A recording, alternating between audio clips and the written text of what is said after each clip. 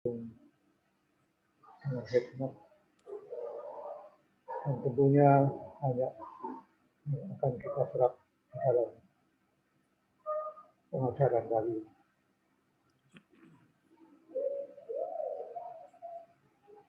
Dalam nama Bapa dan Putra dan Roh Kudus. Amin.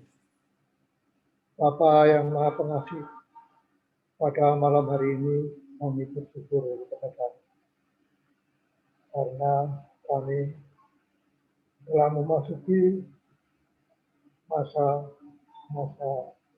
di mana Engkau mengajarkan kami untuk mengenang kembali peristiwa masa lalu. Kami akan belajar tentang Yakub, di mana kami memerlukan banyak hal tentang Engkau melalui bacaan kitab di dalam Perjanjian Lama. Dan tentunya kami ingin meneladani siapa sebenarnya Yakub itu dan apa yang kita akan peroleh darinya. Kami juga mohon karena pada malam hari ini adalah merupakan malam yang bergembira sebetulnya. Karena besok kita akan memasuki masa Prapaskah di dalam masa pandemi untuk tahun yang kedua. Berilah kami kekuatan agar kami tetap bertahan dan tetap setia kepadamu meskipun harus hidup berdampingan dengan COVID-19. Kemuliaan kepada Bapa dan Putra dan Roh Kudus seperti pada permulaan, sekarang dan selalu dan sepanjang segala. Amin. Dalam nama Bapa dan Putra dan Roh Kudus. Amin. Terima kasih Pak Bob. Kita lihat dulu video tentang Yakub sebentar ya.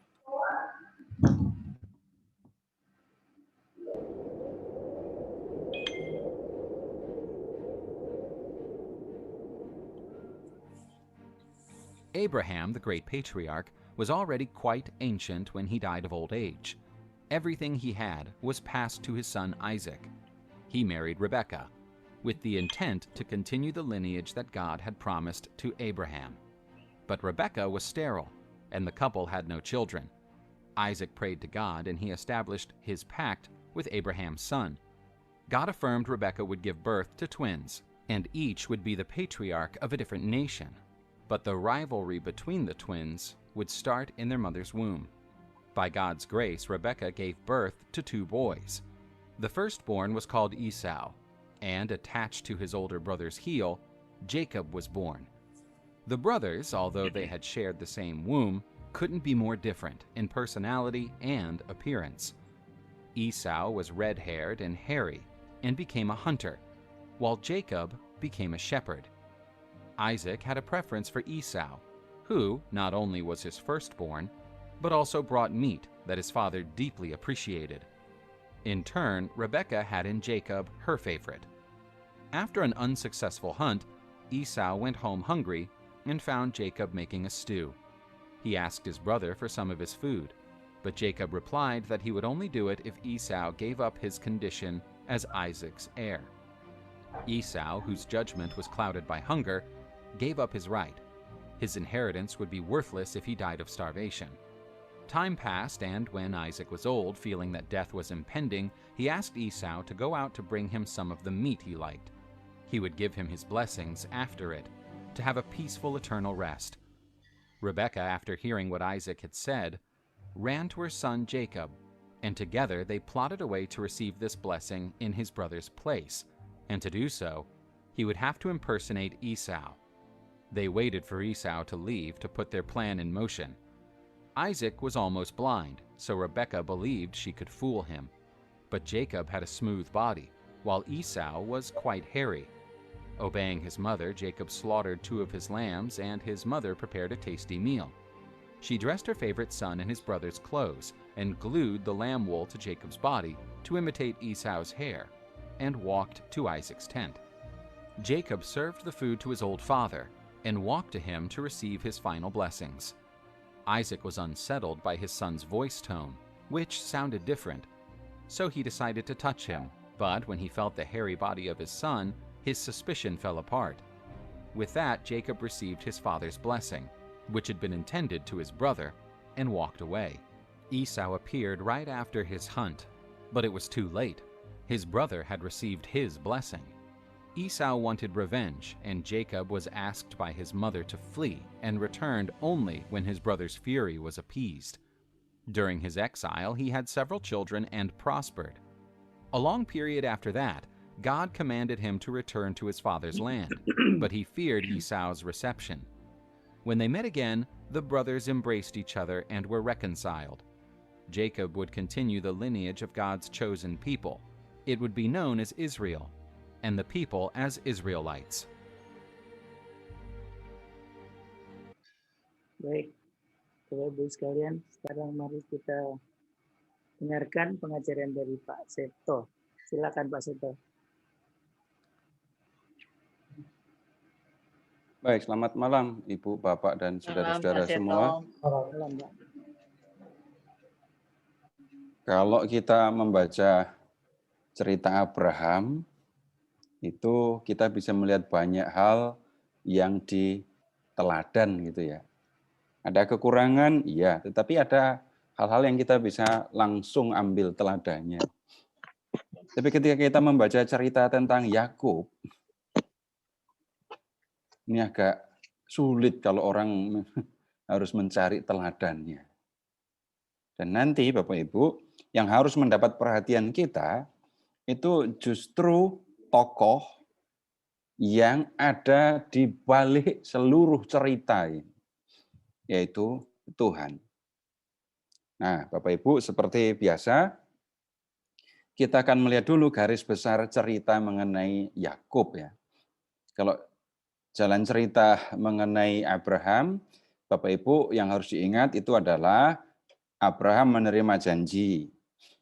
Lalu Abraham mengikuti, lalu Abraham ragu, Tuhan menguatkan.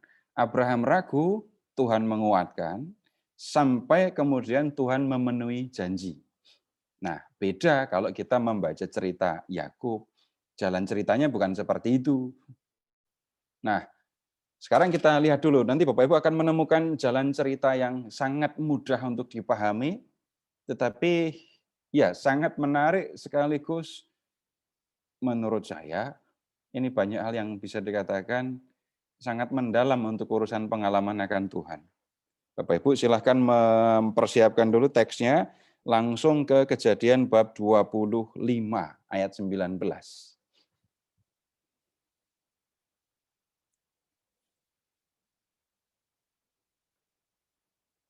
25:19. Begini cara mengingatnya ya. Bapak Ibu, di awal cerita ini setting tempatnya, jadi tempatnya itu ada di Kanaan. Jadi ada di Kanaan. Jadi mulai dari awal cerita Yakub dengan Esau di ayat 19 ini, tempatnya itu di Kanaan. Ya. Kemudian, apa yang terjadi di Kanaan? Di Kanaan yang terjadi adalah, ini ringkasan ceritanya ya, Yakub mendapatkan hak kesulungan. Itu bab 25 ayat 19 dan seterusnya. Kemudian bab 27. Masih di Kanaan ini ya. Yakub mendapatkan berkat kesulungan. Nah, nanti kita perlu klarifikasi, berkat kesulungan ini beda dengan berkat yang diberikan Tuhan kepada Abraham. Lalu berkat itu diberikan kepada Ishak, dan Tuhan juga memberikan berkat itu kepada Yakub. Jadi beda dengan berkat kesulungan. Nah, kemudian Bapak Ibu silahkan ke bab 28 ya, dari ayat 10.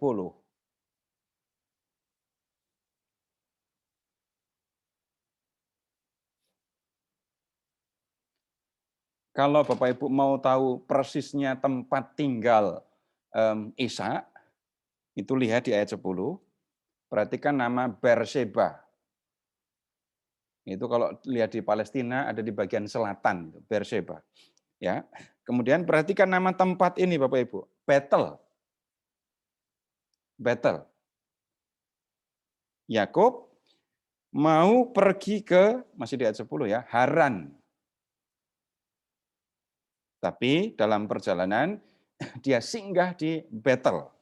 Di Betel dia ketemu dengan Tuhan. Jadi di Betel ketemu dengan Tuhan. Kemudian di bab 29, Bapak Ibu, ini Yakub ada di Haran. Di Haran. Apa yang terjadi di Haran? Bab 29 ya. Di situ Yakub mendapatkan istri 2, bonus 2. Kemudian Yakub mendapatkan anak-anak. Berikutnya bab 30 ayat 25. Yakub mendapatkan ternak. Jadi di Haran, di rumah mertuanya, Yakub mendapatkan istri, anak, dan ternak. Dah. Sekarang silahkan Bapak Ibu ke bab 31.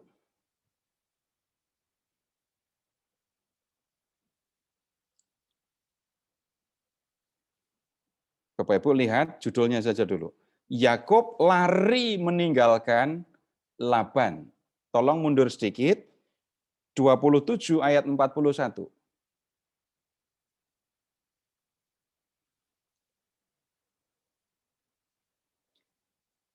Di situ Yakub lari juga. Lari dari Beersheba, lari karena takut kepada Esau. Ya. Di bab 31 Yakub meninggalkan Haran karena lari dari Laban, dari mertuanya. Kenapa kok lari? Karena tidak tahan mendapat perlakuan dari Laban, mertuanya. Nah, sekarang ke bab 32, ya silakan ke bab 32 Bapak Ibu. Lalu lihat ke ayat 30.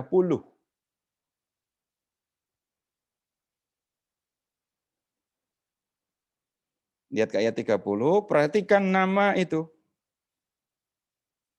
Yakub menamai tempat itu Peniel. Di Peniel, dalam perjalanan kembali ke Kanaan, kembali ke Beersheba, Yakub bertemu dengan Allah. Nah, kemudian kembali ke Kanaan ya. Ini sudah di Kanaan, di bab 33. Yakub kembali ke Kanaan, ketemu dengan Esau. Yang dikhawatirkan oleh Yakub tidak terjadi. Yakub bisa tinggal tenang di Kanaan. Dan kemudian di bab 35, Yakub ketemu dengan Tuhan lagi di Betel. Nah, sekarang ringkasnya begini, untuk mengulang saja. Peristiwa yang diceritakan itu mencakup 2 tempat ya. Yang pertama itu Beersheba, itu adanya di Kanaan.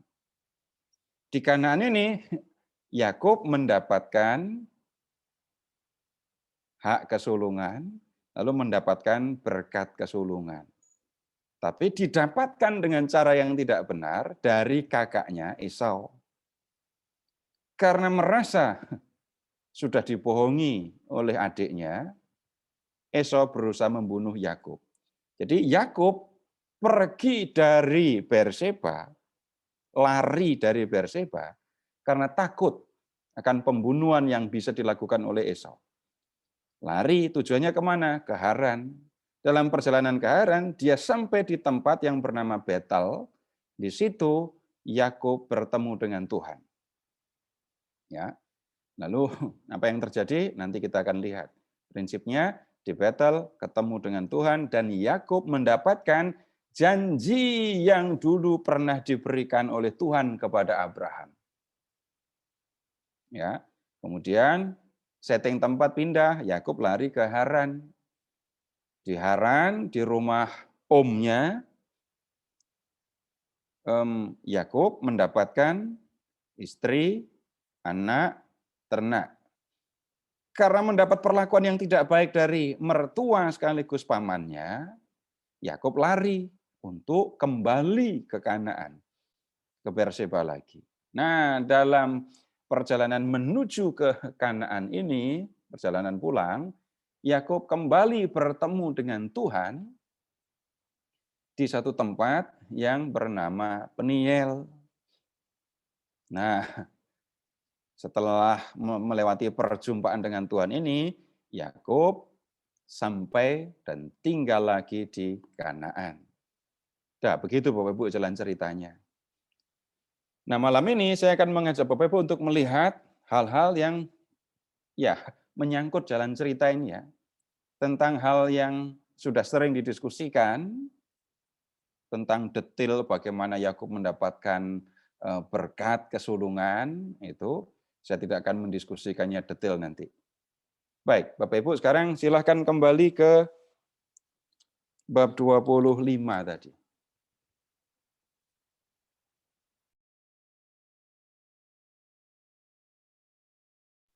Ke bab 20, bab 25 lagi.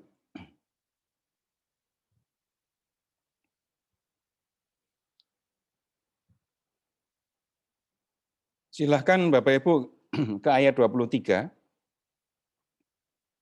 Tentang bayi, dua bayi yang ada di dalam rahim Ribka, itu Tuhan mengatakan, dua bangsa ada dalam kandunganmu, dua suku bangsa akan berpencar dalam rahimmu. Suku bangsa yang satu akan lebih kuat dari yang lain, dan anak yang tua akan menjadi hamba dari anak yang muda. Nah, kemudian Bapak Ibu amati ya, dua bangsa, dua suku bangsa. Bangsa mana ini? Nah, lihat berikutnya. Ayat 24. Ketika genap harinya untuk bersalin, memang anak kembar yang di dalam kandungannya. Keluarlah yang pertama, warnanya merah. Seluruh tubuhnya seperti jubah berbulu. Sebab itu ia dinamai Esau. Nah, kemudian Bapak Ibu, ini kan ngomongin Esau ya. Berikutnya, tolong Bapak Ibu masih di... Bentar.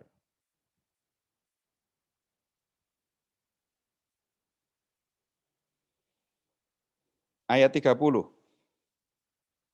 Ayat 30. Kata Esau kepada Yakub, berikanlah kiranya aku menghirup sedikit dari yang merah-merah. Karena aku lelah. Itulah sebabnya namanya disebutkan Edom. Ya, Bapak Ibu, Edom itu adalah bangsa tetangga Israel. Jadi Esau nanti akan menurunkan bangsa Edom, Yakub menurunkan bangsa Israel. Jadi dengan cara seperti ini sebenarnya Bapak Ibu, orang Israel di zaman kuno mau menjelaskan hubungan mereka dengan bangsa Edom. Edom itu sebenarnya saudara, tapi perilakunya tidak seperti saudara. Kemudian kalau dikatakan yang tua akan menjadi hamba dari yang muda. Yang tua itu yang mana? Yang tua itu Edom, yang muda itu Israel. Karena apa? Yang tua itu Esau, yang muda itu Yakub. Keturunan Yakub menjadi Israel, keturunan Esau menjadi Edom. Kalau Bapak Ibu membaca selanjutnya ya dalam kitab-kitab sejarah, terutama di kitab 2 Samuel, Bapak Ibu akan bisa melihat Edom itu takluk kepada Israel di zaman pemerintahan Daud. Nah, Bapak Ibu, ini kenapa kok saya menyampaikan hal yang seperti ini? Bapak Ibu bisa melihat begini ya. Kalau kita membaca kitab suci, itu kita ketemu dengan macam-macam unsur. Ya. Orang Israel itu bertetangga dengan orang Edom. Bertetangga tapi kok sering berkelahi. Penjelasannya apa? Sebenarnya kita ini bersaudara. Tapi ya ini yang terjadi. Saudara kita ini perilakunya seperti ini. Kalau ngomong jadinya kayak nenek moyangnya itu loh. Kelihatannya kuat, tapi maaf, bodoh. Jelek ngomongnya ya. Tetapi itu cara orang dulu menjelaskan. Bapak Ibu, di setiap suku bangsa di Indonesia itu punya cerita tersendiri tentang asal-usul masing-masing ya. Orang Batak itu punya cerita tentang asal-usul orang Batak. Kalau Bapak Ibu ke sana nanti tanya, Pusuk Buhit itu ada di mana? Keluarnya orang Batak itu dari mana? Itu ada cerita dari situ. Orang dari di Pulau Jawa juga punya sejarah sendiri, punya cerita sendiri. Nanti Bapak Ibu ke timur, orang dari Flores, dari Papua juga punya cerita sendiri tentang leluhur mereka. Nah, hal yang senada Bapak Ibu temukan di dalam kitab suci. Unsur-unsur yang mengandung cerita keluarga asal-usul mereka itu terungkap di dalam cerita-cerita ini. Ini catatan pinggir ya. Nah, kemudian Bapak Ibu sekarang lihat tentang Yakub. Tolong ke ayat 26. Sesudah itu keluarlah adiknya, tangannya memegang tumit. Tumit kakaknya. Seolah-olah enggak ikhlas kalau ini abangnya lahir duluan.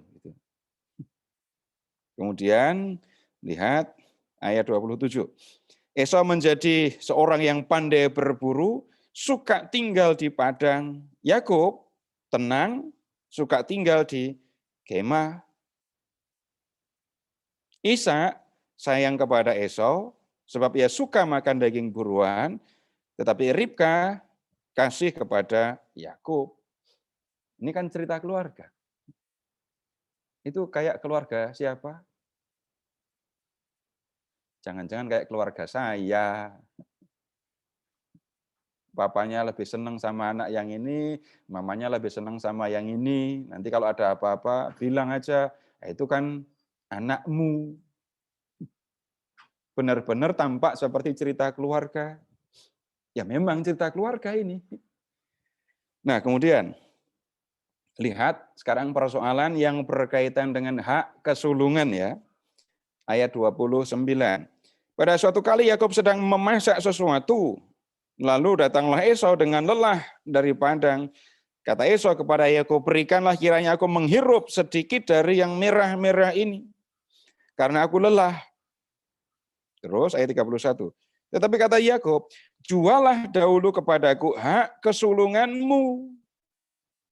Hak kesulungan ini apa? Tunggu dulu. Sahut Esau, sebentar lagi aku akan mati, apa gunanya bagiku hak kesulungan itu?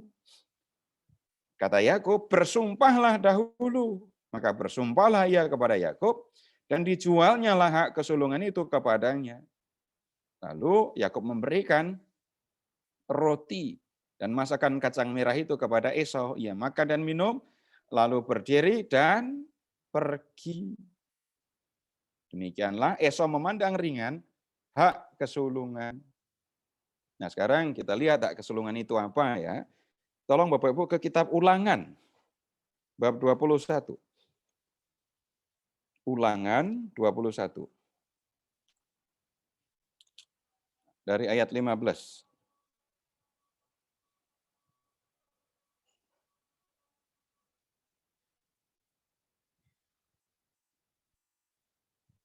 Apabila bab 21 ayat 15 ya.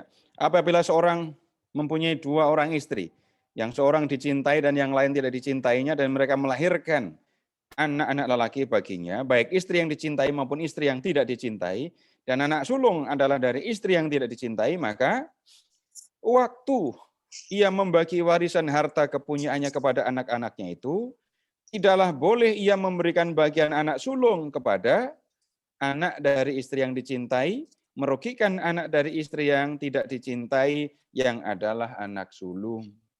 Tetapi ia harus mengakui anak yang sulung, anak dari istri yang tidak dicintai dengan memberikan kepadanya 2 bagian dari segala kepunyaannya.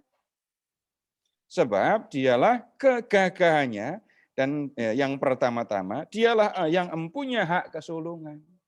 Hak kesulungan itu menyangkut soal warisan. Kalau dalam kebiasaan masyarakat tradisional silakan Bapak Ibu mengingat anak sulung laki-laki. Kalau pas bagi warisan, ini ngomongin tradisional dapatnya lebih banyak kan? Kalau orang Jawa itu punya hukum lisan. Untuk anak laki-laki itu mikul. Kalau yang anak perempuan gendong. Kalau gendong itu cuma 1 bakul. Kalau mikul itu 2 bakul. Nah, anak laki-laki sulung mendapat 2 bagian, yang lain cuma 1 bagian. Nah, dalam kitab Ulangan ini tadi, Bapak Ibu melihat prinsip pembagian warisan di zaman dulu. Anak sulung mendapatkan 2 bagian. Sedangkan yang lain hanya mendapatkan 1 bagian.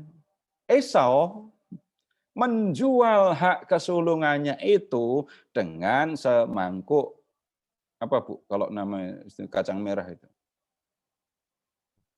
Sup kacang merah itu? Brun. Apa? Hanya, Esau tidak memandang hak kesulungan itu sebagai sesuatu yang penting. Buat apa itu? Bentar lagi aku juga mati, nggak ada gunanya. Dia memandang rendah hak kesulungan itu. Kenapa? Yang terpikir olehnya waktu itu, saat itu perutnya lapar. Dia tidak berpikir panjang. Yang dipikirkan hanya saat ini aku lapar, aku perlu makan. Nah, itu yang nomor 1. Hak kesulungan dianggap tidak penting. Baik, kembali ke kitab Kejadian. Kita lanjutkan jalan ceritanya. Di bab 27, ini Yakub mendapatkan berkat kesulungan. Berkat kesulungan itu apa? Bapak Ibu tolong ke ayat 27. Berkat kesulungan. Yang dimaksudkan berkat kesulungan ada di sini. Lihat ayat 27 ya. Lalu datanglah Yakub dekat-dekat dan diciumnyalah ayahnya. Ketika Ishak mencium bau pakaian Yakub, diberkatinyalah dia, katanya, sesungguhnya bau anakku adalah sebagai bau padang yang diberkati Tuhan. Allah akan memberikan kepadamu embun dari langit dan tanah-tanah gemuk, tanah-tanah subur di bumi, dan gandum serta anggur berlimpah-limpah. Bangsa-bangsa akan takluk kepadamu, dan suku-suku bangsa akan sujud kepadamu. Jadilah tuan atas saudara-saudaramu, dan anak-anak ibumu akan sujud kepadamu. Siapa yang mengutuk engkau, terkutuklah ia, dan siapa yang memberkati engkau, diberkatilah ia. Ini yang dimaksudkan berkat kesulungan. Orang tua, dalam hal ini ayah, memohon segala yang baik untuk anaknya yang sulung. Kenapa kok yang sulung? Ini juga Bapak Ibu cara berpikir, cara pandang masyarakat kuno. Anak sulung itu mendapatkan tempat yang istimewa di dalam keluarga. Ya, terutama anak sulung laki-laki. Itu biasanya dekatnya sama bapaknya atau dekat sama ibunya. Kalau dekatnya sama ibunya, memang pertanyaannya jadi ada masalah apa dengan bapaknya. Bapak Ibu bisa menyaksikan sendiri dalam keluarga-keluarga yang tradisional, masyarakat-masyarakat tradisional ya, ayah dekat dengan anak sulung.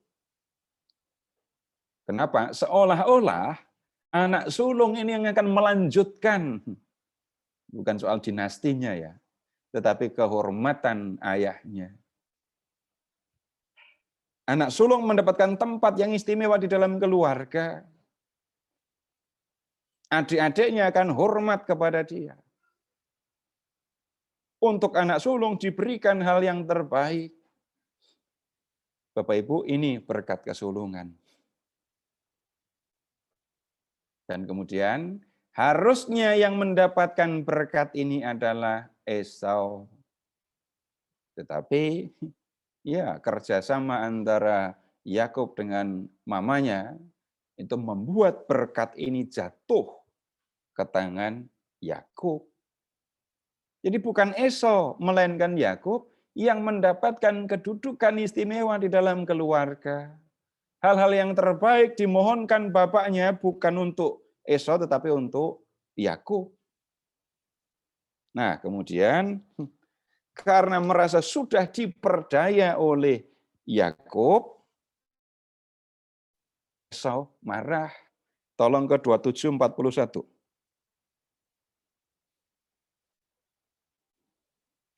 Esau menaruh dendam kepada Yakub karena berkat yang telah diberikan ayahnya kepadanya. Lalu ia berkata kepada dirinya sendiri, hari-hari berkabung karena kematian ayahku itu tidak akan lama lagi. Pada waktu itulah, Yakub adikku akan kubunuh. Bapak, Ibu, kalau orang sudah marah, levelnya sudah sampai mau membunuh, hitung dari 1 sampai 10, ini marahnya level berapa? Sudah luar biasa ya. Ini kemarahan yang bisa menggerakkan orang untuk melakukan hal yang terburuk, membunuh. Nah, kemudian Ribka mendengar, Ribka tahu kalau Esau mau membunuh Yakub. Tapi ingat, Ribka tadi sayang sama Yakub. Dan Ribka tidak mau kehilangan anak. Lihat, Bapak Ibu, ke ayat 45 kalimat terakhir. Mengapa aku akan kehilangan kamu berdua satu hari itu juga? Kalau sampai terjadi, Esau membunuh Yakub. Yakub hilang kan? Hukum yang berlaku adalah mata ganti mata, gigi ganti gigi, nyawa ganti nyawa. Orang yang sudah membunuh akan dibunuh juga. Ya, nanti Esau juga akan mati. Tapi kembali lagi, Ribka tidak mau kehilangan Yakub, lalu menyuruh Yakub pergi kemana? Ke ayat 43. Bersiaplah engkau dan larilah kepada Laban, saudaraku ke Haran. Nah, kemudian Yakub mendengarkan kata-kata ibunya. Ke ayat 10 sekarang, 28:10. Yakub berangkat dari Berseba ke Haran. Kemudian ayat 11. Ia sampai di satu tempat dan bermalam di situ karena matahari telah terbenam. Ia mengambil sebuah batu yang terletak di tempat itu yang dipakainya sebagai alas kepala, lalu membaringkan dirinya di tempat itu. Maka bermimpilah ia, di bumi ada didirikan sebuah tangga yang ujungnya sampai di langit. Dan tampaklah malaikat-malaikat Allah turun, naik di tangga itu. Berdirilah Tuhan di sampingnya, di samping Yakub, dan berfirman, Akulah Tuhan, Allah Abraham, nenekmu, dan Allah Ishak. Tanah tempat engkau berbaring ini akan kuberikan kepadamu dan kepada keturunanmu. Bapak Ibu ingat janji Tuhan kepada Abraham ya? Yang dijanjikan tanah Kanaan. Tapi tunggu dulu. Ngomong-ngomong, Bapak Ibu tahu nggak tempat Berseba di mana, Betel di mana, Haran di mana? Sudah tahu atau belum? Dianggap sudah. Nanti tinggal cari di peta. Berseba itu di paling selatan, dekat Laut Mati. Kemudian Betel itu ke arah utara. Bapak Ibu cari aja tempat yang bernama Betel. Jadi dekat Samaria. Haran nanti di utara sana, di sebelah utaranya Syria. Ya, dah. Kemudian tanah ini, tanah tempat engkau berbaring, yaitu menunjuk ke tanah Kanaan. Tanah yang dulu dijanjikan oleh Tuhan kepada Abraham, dijanjikan sekarang kepada Yakub.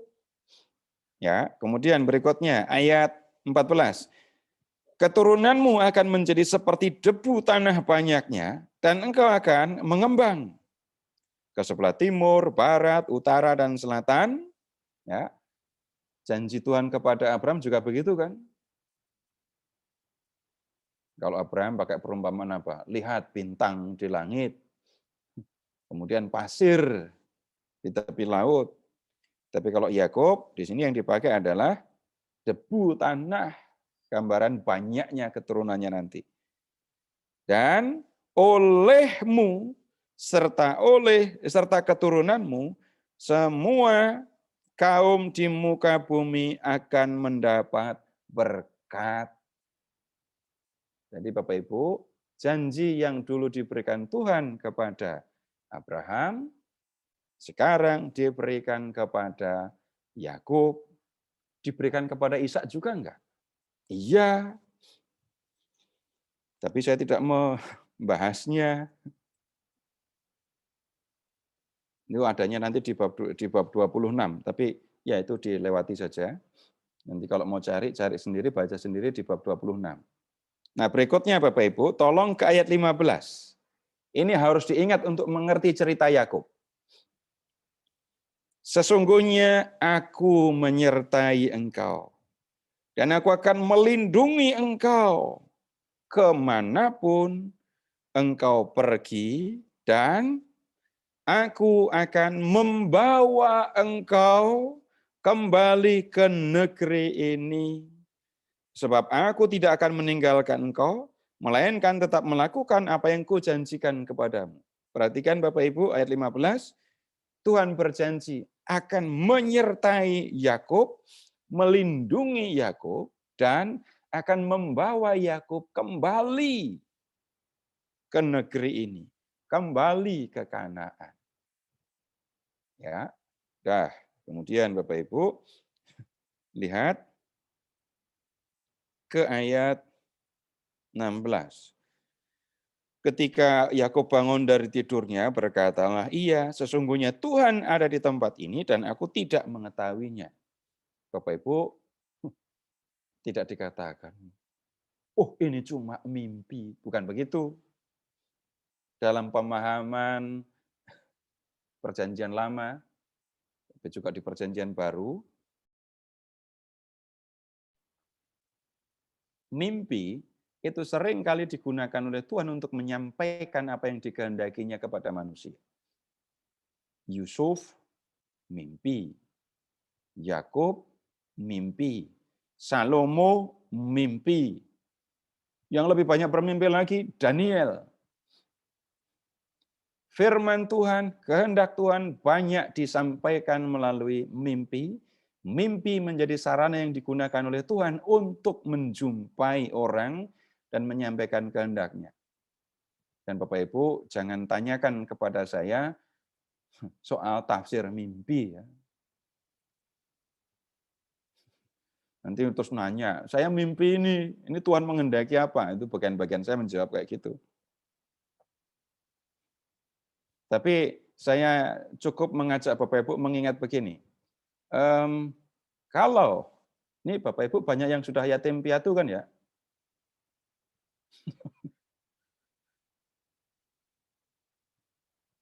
Lalu saya memakai bahasa yang saleh, bahasa tradisional. Pernah nggak orang tua Bapak Ibu yang sudah meninggal itu menemui Bapak Ibu? Pernah. Salah satu caranya lewat mimpi kan?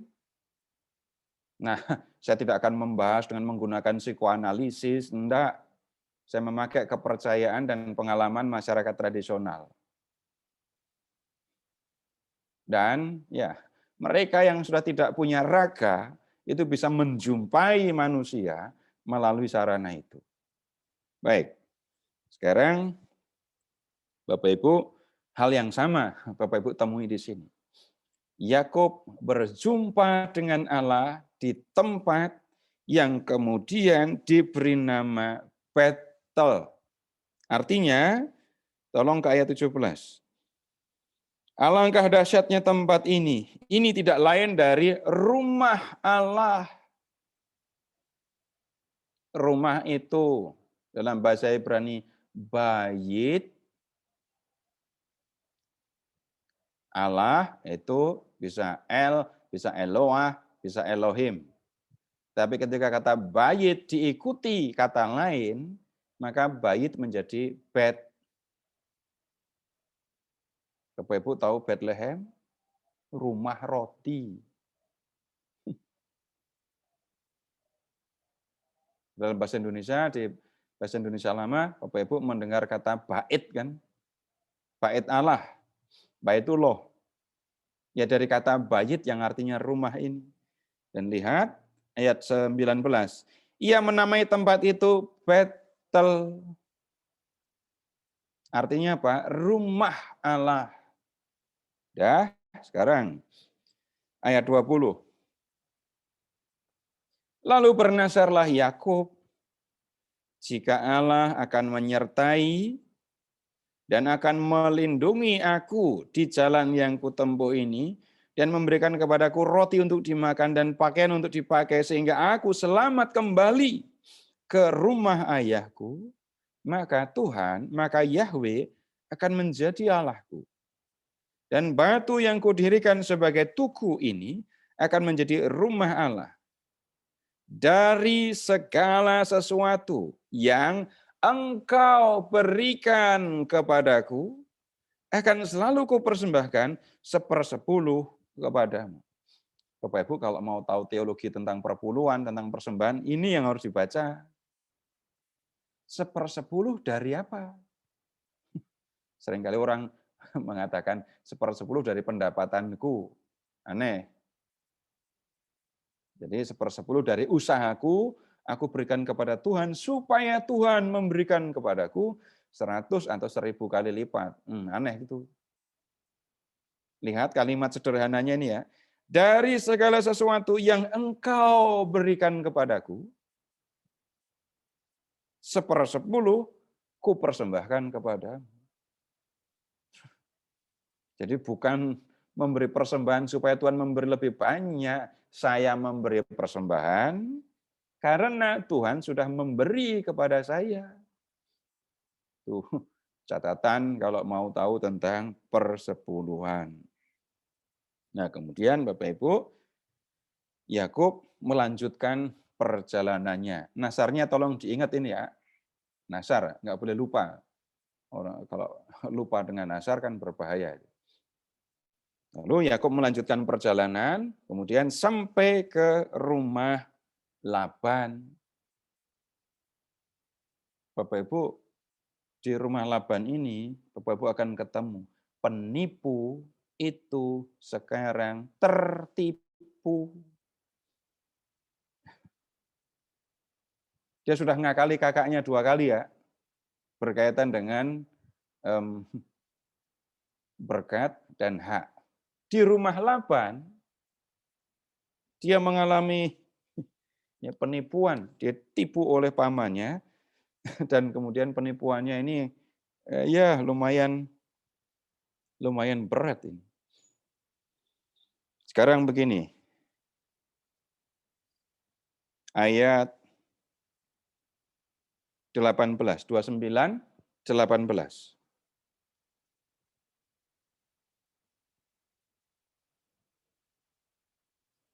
Yakub cinta kepada Rahel, Sebab itu ia berkata, aku mau bekerja padamu 7 tahun lamanya untuk mendapat Rahel, anakmu yang lebih muda itu.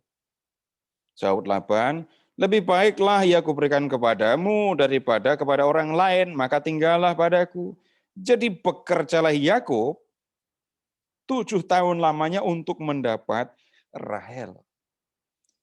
Tetapi yang 7 tahun itu dianggapnya seperti beberapa hari saja, karena cintanya kepada Rahel.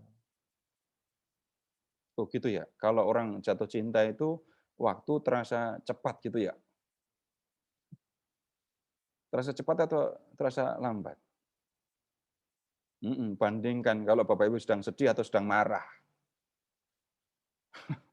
Waktu bisa berasa panjang, pelan, lama gitu ya. Nah, kemudian apa yang terjadi? Ayat 23. Tetapi pada waktu malam diambilnya Lea anaknya lalu dibawanya kepada Yakub. Rahel disembunyikan. Laban memberikan Lea yang tidak dicintai oleh Yakub. Ayat 35.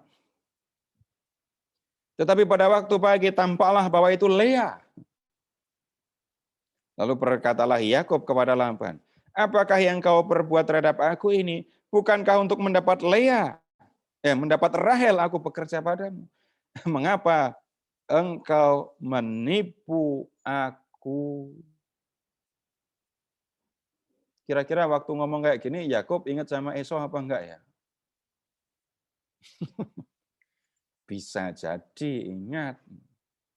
Jawab Laban, tidak biasa orang berbuat demikian di tempat kami ini mengawinkan adiknya lebih dahulu daripada kakaknya. Kenapa enggak ngomong waktu itu? Gitu ya. Waktu itu ngomongnya, mendingan aku berikan kepadamu daripada aku berikan kepada orang lain. Sekarang kan, paman ngomongnya begini. Nah kemudian Bapak Ibu, ini ada satu kalimat yang seringkali disalah mengerti. Seolah-olah begini, seolah-olah. Yang sering dipahami ya, Yakub bekerja 7 tahun untuk kemudian mendapatkan Lea. Ya. Lalu bekerja 7 tahun lagi, baru mendapatkan Rahel. Bapak Ibu, ini yang enggak pas. Ini yang tidak didapatkan dari pembacaan teks. Apa enggak kasihan Bapak Ibu sama Yakub sama Rahel? Pertama disuruh nunggu 7 tahun, disuruh nunggu lagi 7 tahun lagi. Masa nunggu 14 tahun? Perhatikan kalimatnya. Genapilah dahulu 7 hari perkawinanmu dengan anakku ini. Kemudian anakku yang lain pun akan diberikan kepadamu sebagai upah, asal engkau bekerja pula padaku 7 tahun lagi. Maka Yakub berbuat demikian, ia menggenapi ke-7 hari perkawinannya dengan Lea. Kemudian Laban memberikan kepadanya Rahel, anaknya itu menjadi istrinya. 7 hari nikah 2 kali. Yang pertama, mahar diberikan duluan, kerja 7 tahun, baru mendapatkan Lea. Lalu nunggu 7 hari, menikah dengan Rahel, mahar diberikan belakangan, kerja 7 tahun lagi. Yakub mendapatkan berkat, mendapatkan hak kesulungan. Tapi lihat, di rumah pamannya, Yakub menghadapi situasi yang seperti ini. Belum selesai. Yakub harus berhadapan dengan situasi konflik dengan istri-istrinya. Karena 2 orang istri kakak beradik ini seolah-olah bersaing untuk mendapatkan keturunan. Jadi masing-masing mendapatkan, baik Lea maupun Rahel, memberikan budak masing-masing kepada Yakub. Dan Bapak Ibu akan ketemu begini, istri yang tidak dikasihi itu melahirkan anak lebih banyak daripada istri yang dikasihi. Dari Rahel sebenarnya hanya lahir 2. Yusuf dan Benyamin. Nah, kemudian sekarang Bapak Ibu silahkan ke bab 30. Bab 30. Silahkan. Ini kepanjangan kalau dari ayat 30. Yakub memperoleh ternak ya. Tapi dalam memperoleh ternak, ini Yakub juga dibohongi lagi sama bapak mertuanya. Tolong pindah sekarang. 31 ayat 6 dan 7. Juga kamu sendiri tahu bahwa aku telah bekerja sekuat-kuatku kepada ayahmu. Tetapi ayahmu telah berlaku curang kepadaku dan telah 10 kali mengubah upahku. Maksudnya apa? 10 kali mengubah upah. Ini si Laban ini hanya mencari mana yang lebih besar, mana yang lebih menguntungkan buat dia. Laban ngakali Yakub juga untuk soal upah ini. Apa yang harusnya menjadi hak Yakub, ketika Laban melihat, milik Yakub lebih banyak, diambil oleh Laban. Dan kecurangan itu, lihat, dilakukan 10 kali. Udah ngelihat penipu itu sekarang tertipu juga. Baik, ini yang menjadi alasan kemudian Yakub melarikan diri. Nah, Yakub membawa istri-istri anak-anaknya lari meninggalkan Laban dengan tujuan kembali ke Kanaan. Sekarang Bapak Ibu tolong ke bab 32.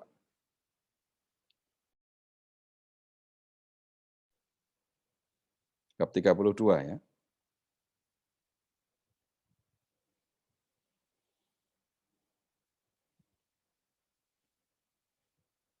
Ayat 1. Yakub melanjutkan perjalanannya, lalu bertemulah malaikat-malaikat Allah dengan dia. Ketika Yakub melihat mereka, berkatalah ia, inilah bala tentara Allah. Lanjut. Sesudah itu, Yakub menyuruh utusannya berjalan lebih dahulu mendapatkan Esau, kakaknya, ke tanah Seir, daerah Edom. Ya, Edom. Yakub kirim utusan dulu. Kemudian, lihat ke ayat 4. Ia memerintahkan kepada mereka, beginilah kamu katakan kepada tuanku Esau.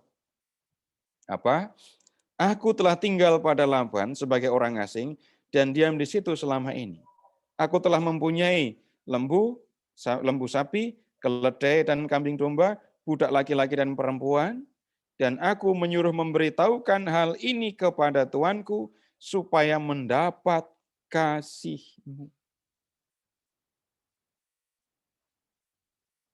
Nah, kemudian ayat 6. Kemudian pulanglah para utusan itu kepada Yakub dan berkata, kami telah sampai kepada kakakmu, kepada Esau, dan ia pun sedang di jalan menemui engkau, diiringi oleh 400 orang.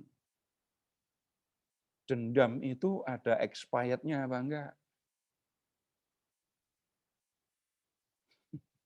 Bapak Ibu mungkin pernah ketemu ya, dendam waktu SMP kepada teman SMP diwujudkan ketika orang-orang ini sudah dewasa, bahkan sudah tua. dendam, tidak mengenal waktu. Yakub kan mau pulang ke Kanaan. Tapi dia ingat, di Kanaan ada Esau. Dia dulu pergi karena Esau mau membunuh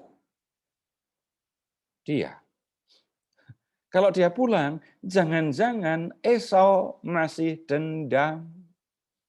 Karena itu, lihat tadi ya, Yakub mengirim utusan dulu kepada Esau. Tujuannya untuk apa? Supaya aku mendapat kasih-Mu. Maka utusannya pulang sambil bilang, Esau sedang datang kemari, Esau sedang OTW, 400 orang mengikuti dia. Dan 400 orang ini nggak mungkin perempuan dan anak-anak. Ini orang dewasa. Dan lihat apa yang terjadi. Ayat 7. Lalu sangat takutlah Yakub dan merasa sesak hati. Maka, Yakub mengambil langkah ini.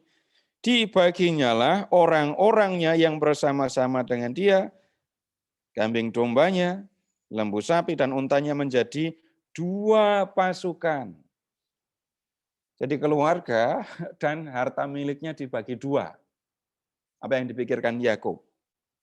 Sebab pikirnya, jika Esau datang menyerang pasukan yang satu sehingga terpukul kalah, maka pasukan yang tinggal akan terluput. Nah, kemudian Bapak Ibu, ingat ya, tadi Tuhan sudah berjanji kepada Yakub ya. Kemudian berkatalah Yakub, ya Allah nenekku Abraham dan Allah ayahku Ishak, ya Tuhan yang telah berfirman kepadaku, pulanglah ke negerimu, serta kepada sanak saudaramu, dan aku akan berbuat baik kepadamu. Sekali-kali aku tidak layak untuk menerima segala kasih karunia dan kesetiaan yang kau tunjukkan kepada hamba-Mu ini, sebab aku hanya membawa tongkatku ini waktu aku menyeberangi sungai Yordan ini, tetapi sekarang telah menjadi 2 pasukan. Yakub ingat janji Tuhan. 2 hal Bapak Ibu yang harus ingat. Di satu sisi Yakub takut ketemu Esau. Di sisi lain, Yakub ingat janji Tuhan yang akan membawa dia kembali ke Kanaan. Ya. Lalu lihat ke ayat 11. Dalam ketakutannya, Yakub bilang begini, lepaskanlah kiranya aku dari tangan kakakku, dari tangan Esau, sebab aku takut kepadanya. Jangan-jangan ia datang membunuh aku, juga ibu-ibu dengan anak-anaknya. Bukankah Engkau telah berfirman, tentu aku akan berbuat baik kepadamu dan menjadikan keturunanmu sebagai pasir di laut, yang karena banyaknya tidak dapat dihitung. Kalau Tuhan sudah berjanji kayak gitu, lalu nanti aku dibunuh oleh Esau, istri-istriku, anak-anakku dihabisi oleh Esau, janji Tuhan tidak akan terpenuhi. Nah, tunggu dulu. Saya bertanya kepada Bapak Ibu sekarang. Sebelum ditanya, saya tanya dulu. Bapak Ibu, tolong mengingat ya, yang pernah mengalami ketakutan. Terserah takut apa. Takut apa? Kehilangan orang yang dikasihi, takut penyakit, takut dengan ya kehilangan pekerjaan, takut sama debt collector, itu takut apa lagi dah, pokoknya takut. Kemudian silahkan mengingat, kalau terjadi waktu takut, lalu Bapak Ibu berdoa. Setelah berdoa selesai, takutnya langsung hilang? Jawab jujur apa adanya. Kalau begitu takut lalu berdoa lalu takutnya hilang, puji Tuhan, gembira sekali dan pasti akan banyak orang akan bertanya kepada Bapak Ibu bagaimana caranya berdoa seperti itu. Tapi ketakutannya yang ketakutan yang serius ya. Nah, Yakub sudah berdoa kepada Tuhan menghadapi ketakutan itu. Takutnya hilang? Enggak hilang juga. Lihat sekarang Bapak Ibu. Ayat 13. Lalu bermalamlah dia di situ pada malam itu. Kemudian diambilnya dari apa yang ada padanya suatu persembahan untuk Esau kakaknya. Apa saja? 200 kambing betina, 20 kambing jantan, 200 domba betina, 20 domba jantan, 30 unta yang sedang menyusu beserta anak-anaknya, 40 lembu betina, 10 lembu jantan, 10 keledai betina, 10 keledai jantan.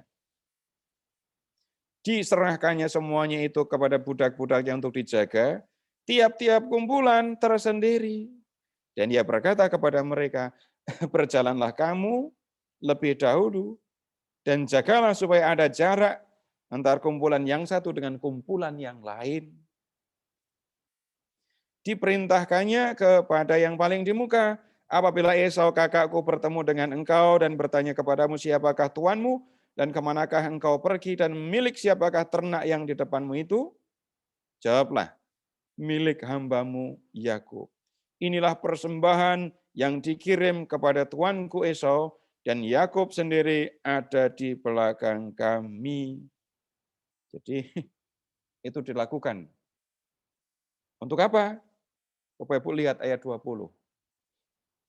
Sebab pikir Yakub, baiklah aku mendamaikan hatinya dengan persembahan yang diantarkan lebih dahulu, kemudian barulah aku akan melihat mukanya.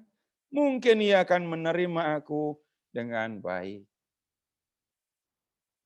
Sudah berdoa kan? Tapi masih takut kan? Ada usaha yang dilakukan? Ada usaha yang dilakukan. Perhatikan jarak antara satu kumpulan dengan kumpulan yang lain. Dia mau mendamaikan hati Esau supaya enggak marah lagi. Dan kalaupun Esau masih marah, dia punya waktu untuk lari. Karena ada jarak antara satu kumpulan dengan kumpulan yang lain. Nah, sekarang begini Bapak Ibu. Sekarang Bapak Ibu tolong Bapak Ibu melihat Yakub malam hari itu. Ya. Terutama ketika Yakub menghadapi ketakutan dan berdoa. Di satu sisi, Yakub percaya kepada Allah. Percaya bahwa Tuhan dia sudah berjanji akan menyertai Yakub, akan membawa Yakub kembali ke Kanaan. Tetapi di sisi lain, dia menghadapi ketakutan yang sangat serius. Ketakutan karena bisa jadi dalam satu saat dia kehilangan segala yang dia miliki. Ternak, anak, istri, bahkan nyawanya sendiri. Nah, yang saya minta tolong Bapak Ibu amati, pergumulan batin Yakub. Kalau Bapak Ibu mau mengamati, jangan cuma lihat wajah Yakub yang takut, bingung, pengen percaya tapi takut, takut tapi pengen percaya. Lihat juga pergumulan yang ada di dalam batin Yakub. Nah, sekarang kalau sudah memperhatikan batin Yakub, Bapak Ibu tolong mendeskripsikan, menggambarkannya. Gambarannya seperti apa kalau orang bingung, orang takut itu?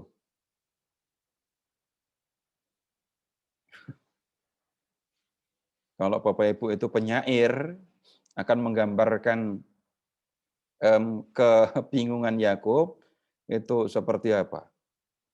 Seperti gelapnya malam yang tak berbintang. Demikianlah gelapnya otak, pikiran, dan hati Yakub. Nah, misalnya begitu ya. Nah, Bapak Ibu, di bagian berikut, Bapak Ibu ketemu dengan satu cara untuk menggambarkan pergumulan batin Yakub itu. Cara menggambarkannya, bahan yang dipakai untuk menggambarkan, diambil dari cerita yang sangat-sangat tradisional. Lihat ya, ayat 22 sekarang. Pada malam itu Yakub bangun dan membawa kedua istrinya dan seterusnya. Lalu ayat 24. Lalu tinggallah Yakub seorang diri. Dan seorang laki-laki bergulat dengan dia sampai fajar menyingsing. Ketika orang itu melihat bahwa ia tidak dapat mengalahkannya, ia memukul sendi pangkal paha Yakub, sehingga sendi pangkal paha itu terpelecok ketika ia bergulat dengan orang itu. Bapak Ibu amati orang itu tadi ya. Kemudian lihat orang itu tidak bisa mengalahkan Yakub.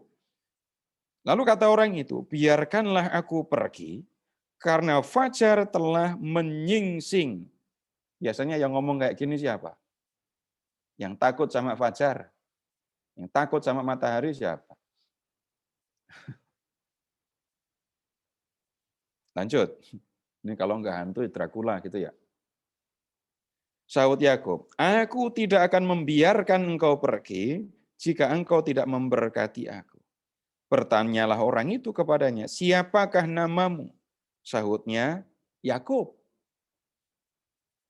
Lalu kata orang itu, namamu tidak akan disebutkan lagi Yakub, tetapi Israel. Sebab engkau telah bergumul melawan Allah dan manusia dan engkau menang. Bertanyalah Yakub, katakanlah juga namamu, tetapi sahutnya, mengapa menanyakan namaku? Lalu diberkatinya lah Yakub. Yakub menamai tempat itu Peniel. Sebab katanya, aku telah melihat Allah berhadapan muka, tetapi nyawaku tertolong. Peniel itu dari dua kata Bapak Ibu. Dari kata panim dan el. Panim itu artinya wajah. Tempat ini diberi nama Peniel karena Yakub berhadapan. Yakub melihat wajah Allah. Nah, ada yang nyampur kan di sini tadi? Antara kepercayaan akan Allah, Yakub bergumul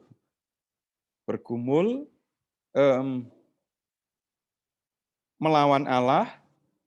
Bergumul melawan Allah itu yang mana di sini tadi? Bapak Ibu ketemu Yakub bergumul dengan orang itu yang takut kalau matahari menyingsing kan? Itu yang saya maksudkan Bapak Ibu, cerita yang sangat-sangat tradisional yang diambil oleh penulis kitab suci untuk menggambarkan pergumulan batin Yakub. Jadi Yakub mengalami ketakutan, tapi dia percaya kepada Allah, dan pada akhirnya Yakub memilih untuk apa? Untuk mengikuti janji Allah. Yakub tidak pergi ke tempat lain, Yakub tetap masuk ke Kanaan. Harus ketemu Esau? Ya, harus ketemu Esau. Tapi dihadapi. Itu maksudnya Bapak Ibu, bergumul melawan Allah itu sebenarnya di sini. Yakub bergumul, ikut kehendak Allah atau mengikuti rasa takut. Dan akhirnya Yakub memutuskan untuk mengikuti yang dikehendaki oleh Allah. Untuk ketemu dengan Esau. Untuk masuk ke Kanaan. Perhatikan perubahan nama. Yakub menjadi Israel. Lalu ada penjelasannya. Yisrael bergumul melawan Allah.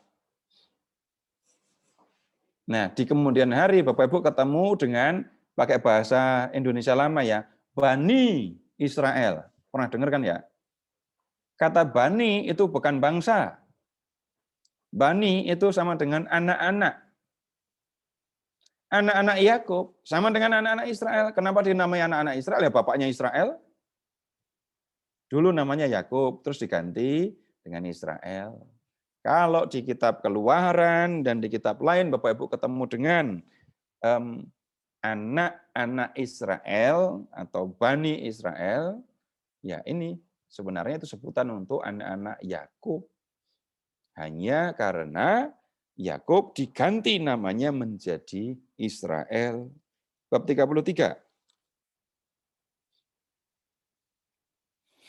Yakub itu akhirnya bertemu dengan Esau. Nah, Bapak Ibu tolong lihat ini perjumpaannya ini. Ayat bab 33 ya. Yakub pun melayangkan pandangnya. Lalu dilihatnya Esau datang diiringi 400 orang. Maka diserahkannyalah sebagian dari anak-anak itu kepada Lea dan sebagian kepada Rahel serta kedua budak perempuan itu. Ia menempatkan budak-budak perempuan itu beserta anak-anak mereka di muka. Lea beserta anak-anaknya di belakang, dan Rahel beserta Yusuf di belakang sekali. Kenapa? Budak-budak dan anaknya, jadi ada 2 orang budak kan yang masing-masing diberikan oleh Lea dan Rahel ya, taruh di bagian paling depan. Kalau celaka biar duluan dia. Dan ia sendiri berjalan di depan mereka. Dan ia sujud sampai ke tanah 7 kali, hingga ia sampai ke dekat kakaknya. Tetapi Esau berlari mendapatkan dia, didekapnya dia, dipeluknya lehernya, dan diciumnyalah dia, lalu bertangis-tangisanlah mereka. Dan sesudah itu Bapak Ibu, ya, Yakub tinggal di Kanaan. Dia kembali ke Kanaan seperti yang dijanjikan oleh Allah itu lagi. Nah, kemudian Bapak Ibu nanti di bab 35, Yakub akan kembali ke Betel untuk mewujudkan nasar yang pernah diucapkannya dulu. Baik Bapak Ibu, itu cerita mengenai Yakub. Sekali lagi saya menaruh perhatian, mengajak Bapak Ibu untuk memperhatikan 2 tempat perjumpaan Yakub dengan Allah. Dan kemudian nanti kalau ada yang perlu ditanyakan silahkan. Dan sudah itu saya baru akan mengajak Bapak Ibu untuk melihat beberapa hal untuk direfleksikan. Silahkan Pak Narto. Baik Pak Seto, terima kasih Pak. Bapak Ibu ada yang mau bertanya mungkin silahkan di chat.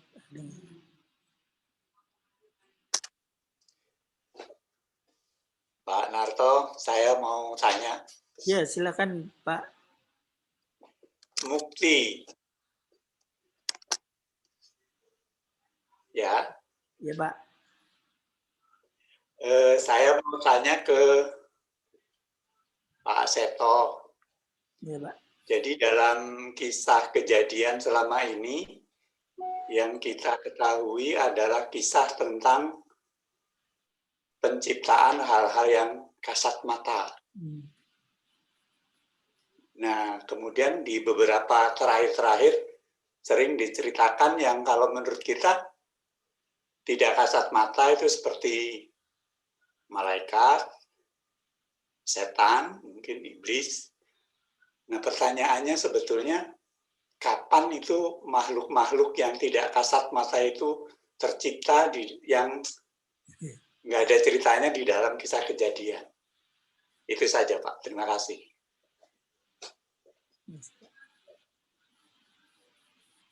Langsung ditanggapi Pak.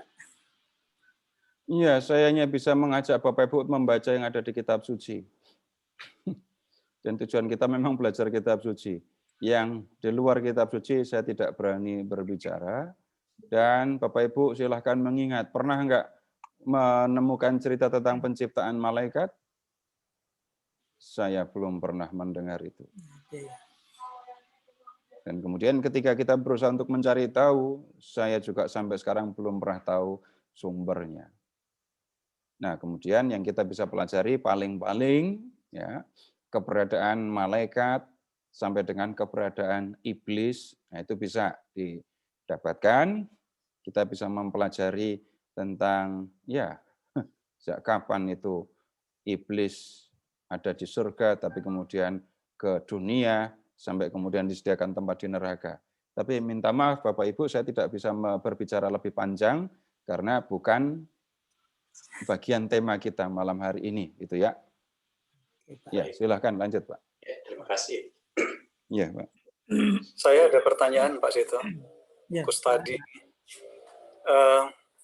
Kalau mendengar cerita bahwa Yesus atau Tuhan maksud saya, Tuhan itu hadir di dalam banyak peristiwa yang menyedihkan, peristiwa yang tidak disukai manusia, itu cerita itu sering terdengar ya Pak Seto ya. Tetapi kali ini Tuhan hadir pada perilaku manusia yang oleh manusia sendiri itu dikenal buruk. Ini kira-kira maksudnya bagaimana ya Pak Seto ya, bahwa sampai ke penipuan-penipuan oleh Yakub itu seolah-olah dipakai Tuhan untuk berkarya. Itu yang saya sulit memahami, Pak. Terima kasih. Ya, itu tunggu dulu, Pak. Saya akan menyampaikan hal itu. Oh, oke. Ya, persis Bapak sudah menangkap itu persoalan yang harus diperhatikan kalau membaca cerita Yakub. Ya. Oke, ya. Pak Seto, mana saya tanya ya Pak? Silakan bagus. Pak, sehubungan dengan nama Yakub itu menjadi Israel, lalu kalau begitu di ayat 28 itu kan disebutkan, lalu kata orang itu, saya bacakan aja Pak ya, namamu tidak akan disebut Yakub tetapi Israel, sebab engkau telah bergumul melawan Allah dan manusia, dan engkau menang. Nah, kata-kata engkau menang itu artinya, mau klarifikasi saja Pak, di dalam hatinya itu ada pergumulan antara kehendak Allah dan kehendak manusia, dan Yakub memenangkan kehendak Allah. Begitu Pak? Ya, mengikuti yang dikehendaki oleh Allah. Oh. Jadi kalau membaca harafiah, Bapak akan kebingungan, semua akan kebingungan, karena Allah itu berhasil dipegangi oleh Yakub, lalu Allah minta supaya dilepaskan karena sebentar lagi matahari terbit. Kalau membaca hanya di teksnya ya. Tapi gimana mengerti Allah kok takut sama matahari? Nggak nyambung. Maka saya tadi sudah dengan pelan-pelan sekali menjelaskannya ya. Perhatikan, malam itu ada pergumulan batin Yakub, lalu ada penggambaran pergumulan itu. Dari 32 ayat 22 tadi sampai 32, itu yang saya maksudkan penggambaran pergumulan batin antara bergumul dengan kehendak Allah, begitu saja ya. Dan pada akhirnya Yakub memilih untuk mengikuti kehendak Allah. Begitu maksudnya. Iya, Pak. Iya. Ya, jadi bukan berarti Yakubnya menang melawan Allah kan? Tapi kehendak Allah oleh Yakub kan. Ya begitu. Maka kan saya sekali lagi Bapak Ibu, dua hal. Ada pergumulan batin, ada penggambaran pergumulan itu. Saya tadi mengatakan kalau penyair menggambarkan situasi batin Yakub begini. Nah, dalam cerita ini penggambarannya memakai cerita yang sifatnya sangat tradisional tadi. Sangat tradisionalnya itu apa? Ini bergumul melawan roh, melawan makhluk yang nggak berdaging. Jadi ada cerita di luar, ya, ini diambil untuk menggambarkan pergumulan itu. Ya, Pak. Ya. Terima kasih, Pak. Iya, Pak. Mari. Ya, ada di chat Pak Seto dari Pak Hari. Yakub telah memanipulasi dirinya untuk mendapatkan berkat kesulungan dari Ishak. Mengapa Allah membenarkan perbuatan ini dan melegalkan? Mana yang mengatakan bahwa Allah membenarkan perbuatan? Mana yang melegalisirnya? Ingat ya tadi, berkat kesulungan tidak sama dengan berkat yang dijanjikan Tuhan kepada Abraham, kepada Ishak dan kepada Yakub. Beda. Berkat kesulungan adalah berkat yang diberikan bapak kepada anak sulung.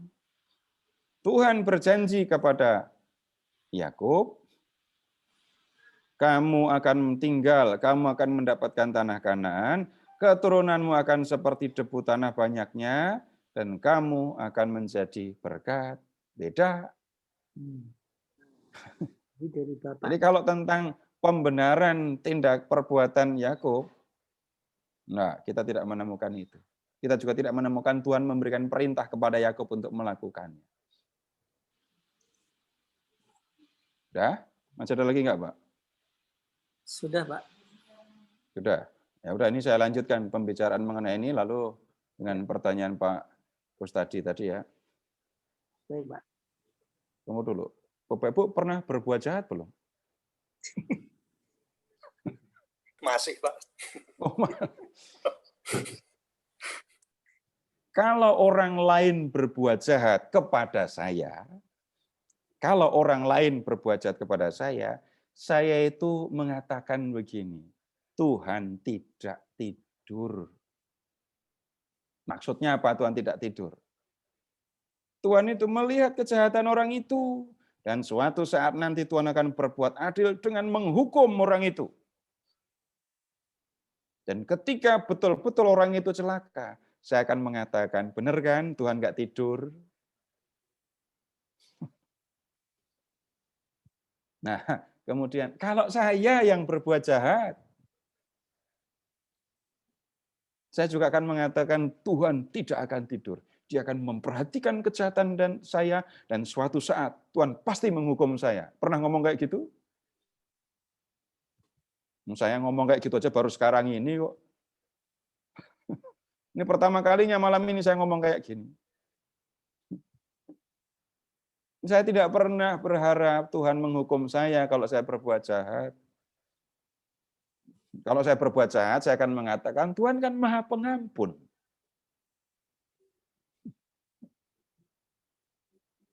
Dan kalau orang lain yang berbuat jahat, baru saya mengatakan, Tuhan itu adil, Tuhan tidak tidur. Sebenarnya yang saya omongkan apa?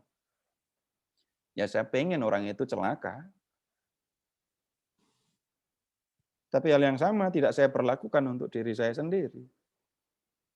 Dan kalau saya belum melihat orang itu celaka, hati saya belum lega. Biarpun seandainya ya, orang itu sudah dihukum oleh Tuhan, orang itu sudah mendapat celaka, tapi saya nggak ngelihat. Belum lega rasanya. Nah sekarang kita diajak untuk berada di dalam diri kita sendiri, melihat ke dalam diri kita sendiri dengan bercermin kepada Yakub. Bercerminnya bagaimana? Dengan cara yang sederhana. Orang bisa mengatakan, orang kayak Yakub kayak gitu kok dipilih oleh Tuhan. Tolong kalimat yang sama, nama Yakubnya aja yang diganti.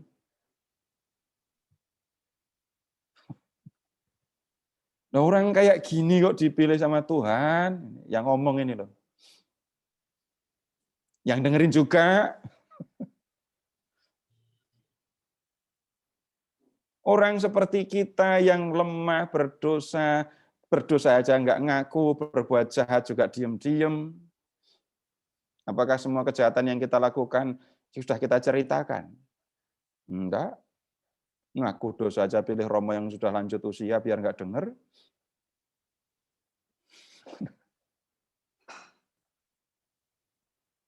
Nah, kemudian yang kita bisa lihat juga, Bapak Ibu, kalau mengamati nih soal Yakub ini ya, Yakub itu dipilih bukan karena keutamaan moralnya. Kalau dia dipilih untuk menerima berkat yang dari Tuhan tadi, itu bukan karena Yakub punya keunggulan moral. Kalau ditanya, kenapa Tuhan memilih Yakub? Jawabannya gampang, terserah Tuhan. Suka-suka Tuhan. Tuhannya dia kok, bukan saya. Dan saya tidak punya wewenang untuk memberi penilaian kepada Tuhan. Tuhan, harusnya bukan Yakub yang kau pilih. Yakub itu kelakuannya enggak baik. Ada yang pernah memberi ide kayak gitu kepada Tuhan? Sampaikan kalau berani. Bahkan kalau kita memperhatikan cerita ini, Esau tampaknya lebih unggul secara moral ya. Dia yang dulunya dendam, dan lihat di akhir tidak menunjukkan dendam sama sekali. Tapi Yakub yang dulunya licik, di akhir cerita masih. Sekali lagi Bapak Ibu, ini bukan pembenaran. Bukan pembenaran sehingga kita bisa mengatakan begini, Yakub yang kayak gitu aja dipilih Tuhan, ngapain saya repot-repot jadi orang baik? Bukan begitu. Terlaksananya janji Tuhan, Bapak Ibu, kalau membaca cerita Yakub, tidak bergantung kepada keutamaan, keunggulan moral Yakub. Yang kita lihat justru dalam tanda kutip kesetiaan atau keunggulan Tuhan. Tuhan sudah berjanji. Kalau Tuhan sudah berjanji, ya dia akan memenuhi. Kemudian, lihat, Bapak Ibu pernah dapat janji dari Tuhan? Ya pernah. Kalau Bapak Ibu dibaptis menjadi orang yang percaya kepada Yesus, Bapak Ibu kan menerima janji Tuhan untuk menerima kehidupan kekal. Dan janji itu memang diberikan. Tergantung kepada saya? Enggak. Mau pakai hitungan apapun, saya tidak akan layak untuk terima hidup yang kekal. Kehidupan yang kekal itu saya terima semata-mata karena Tuhan mengasihi, karena Tuhan yang setia, karena Tuhan yang baik, bukan karena saya orang baik. Dan ini tidak berarti, oh ya, saya akan terus-terusan berbuat nggak baik saja. Nggak ada masalah dengan itu, karena Tuhan yang baik. Bukan begitu juga.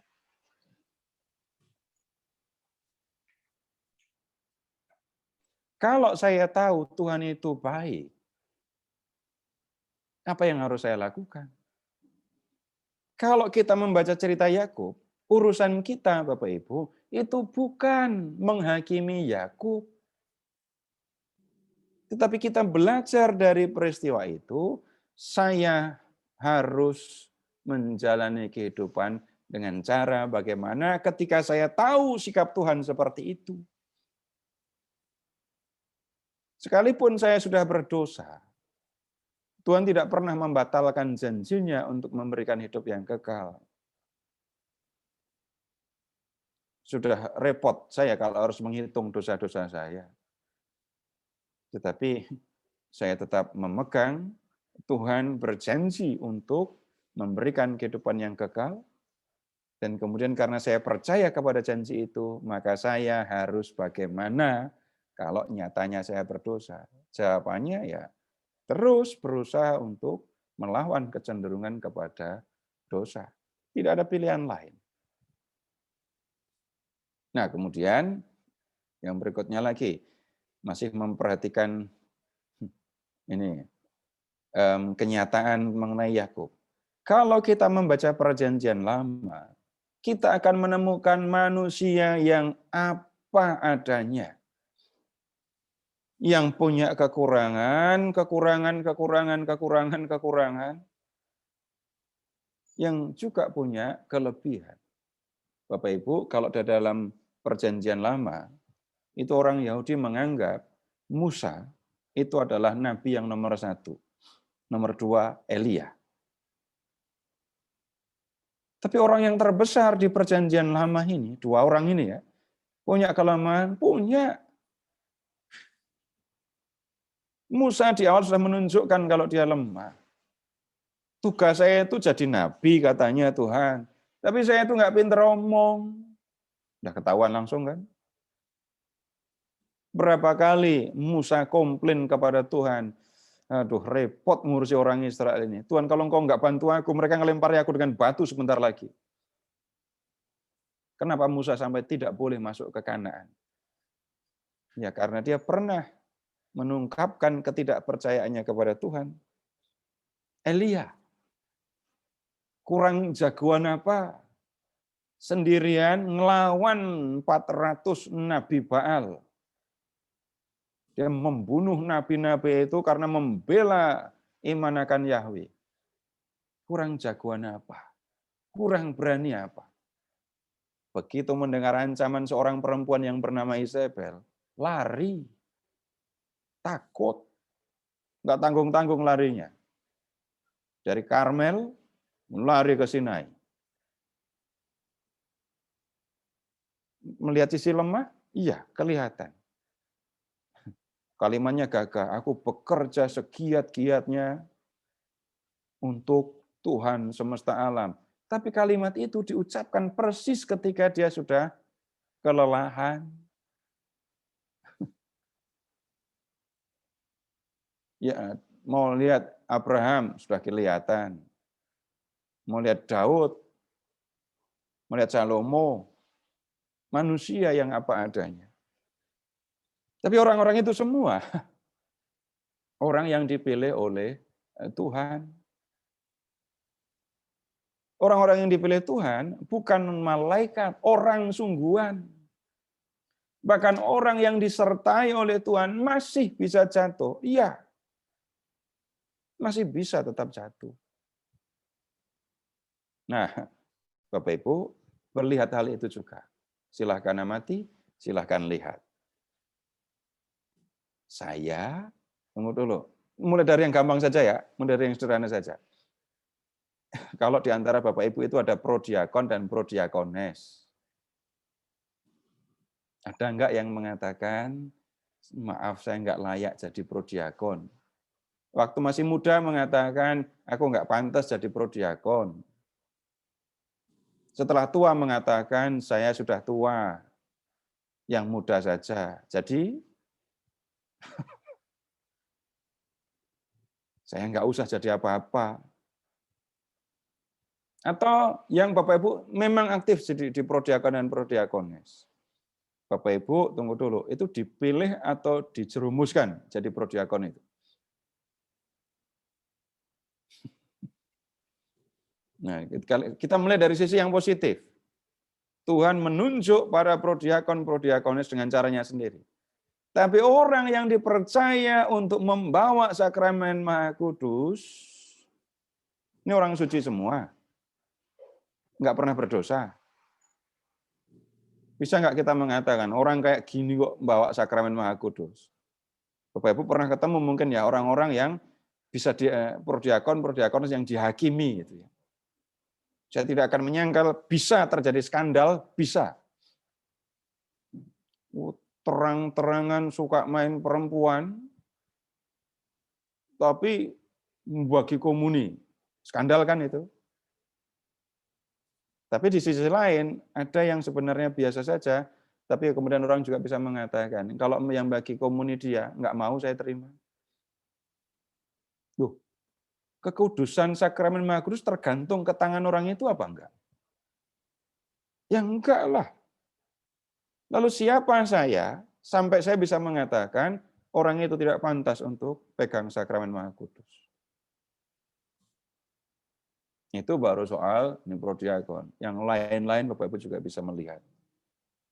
Tapi sekali lagi, dengan melihat cerita ini, ya kita seperti bercermin melihat diri kita sendiri. Begitu dulu Bapak Ibu untuk malam hari ini.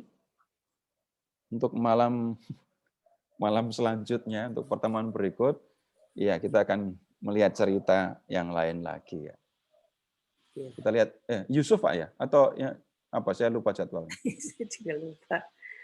Ya nanti akan diberitahu. Ya, oke Pak. Baik, terima kasih Pak Seto. Malam hari ini kita dicerahkan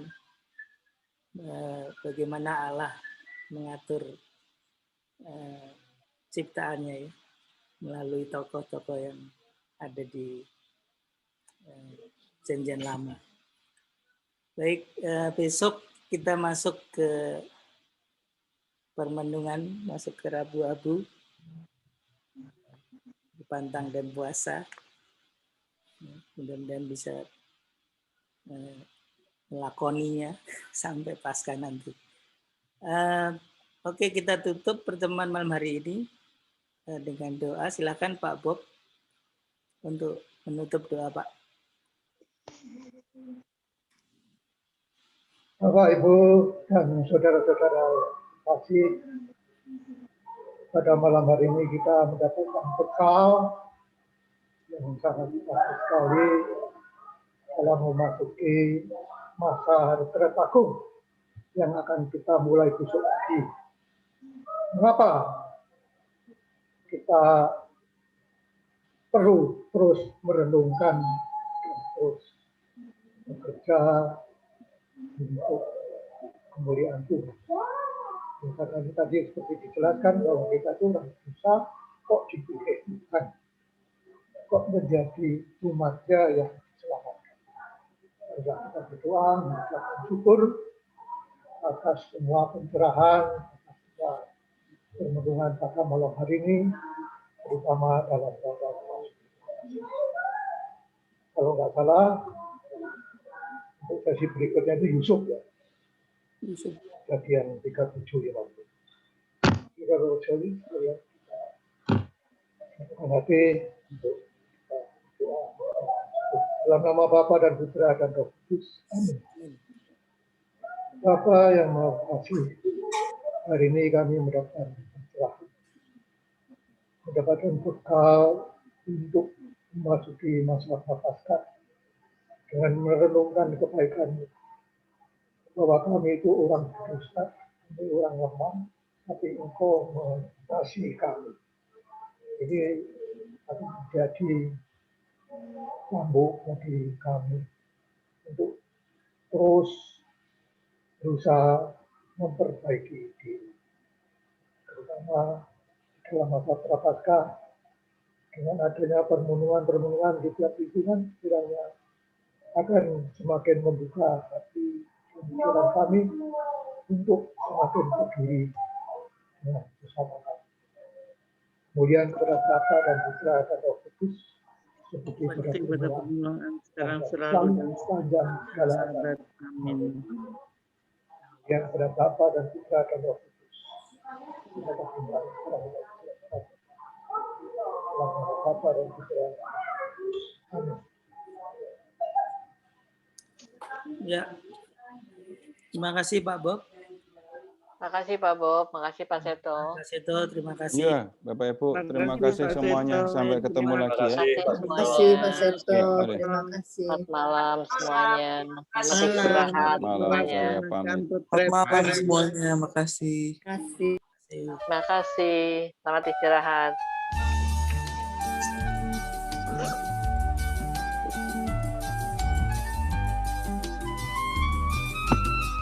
Bawalah persembahanmu nanti ke altar yang suci. Semoga Allah Bapa berkenan mengambil tanda cintamu.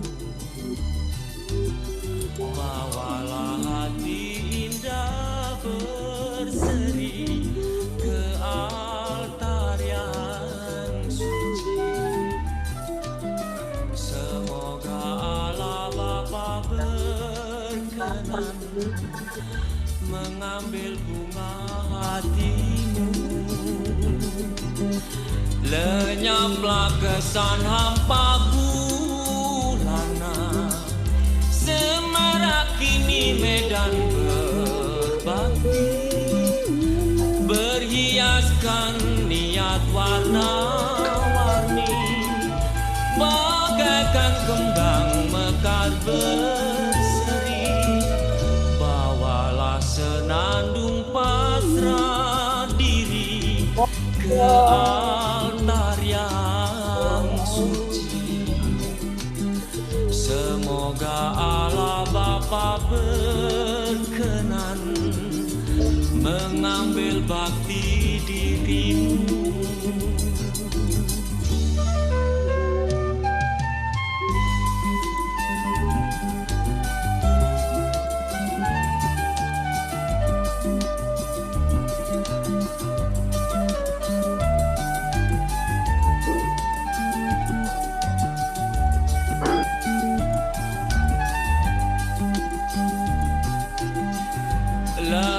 Anggaplah kesan hampa bulana semarak kini medan berbakti, berhiaskan niat warna-warni, bagaikan kembang mekar berseri.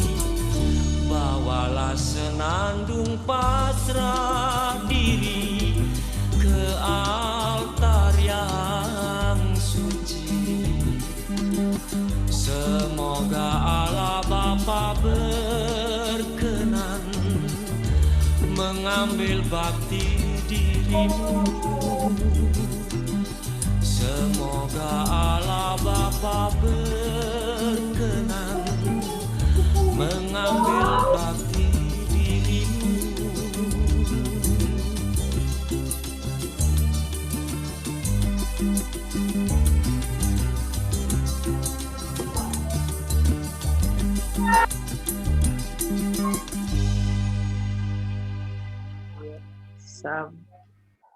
Sampai minggu depan, Pak Bob, Bapak Ibu.